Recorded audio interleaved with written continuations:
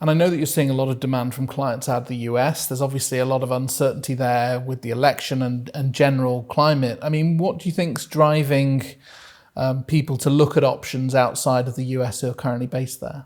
This is a good question. This is a question very close to our heart because we published a white paper on the subject. We said the great US exodus, why are Americans fleeing the US and looking for alternatives? And we made a huge survey to most of our client base in the US and came up with certain data points that directed us to a couple of reasons, 10, 12 reasons if I'm not wrong. But those included an array of different subjects.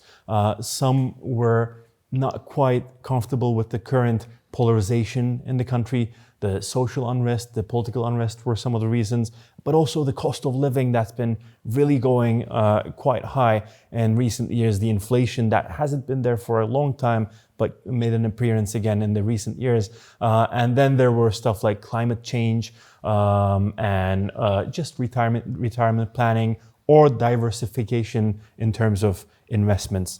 So we did see an array of different reasons across different clusters within the American clients we have. I would say that as we have meetings and calls with US clients on a weekly basis, and we always hear the same. It's because the country is divided politically in extremes, it's because of social aspects, it's because of lack of tolerance, is because of gun violence. So there are many reasons why Americans look for these plan Bs. And also a driver is also kids, because they want to give them opportunities, options to study or work in Europe. Also, we have seen in the last years an increase of gay couples because precisely of the lack of tolerance. And they are increasingly thinking of plan Bs. So the idea is not to move, but is to have an opportunity, a plan B, if something goes not as expected.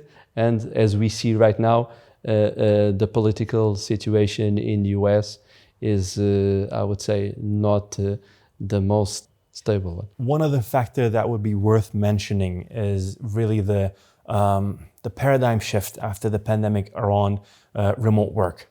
Basically, flexible working, remote working, working from anywhere, it got normalized.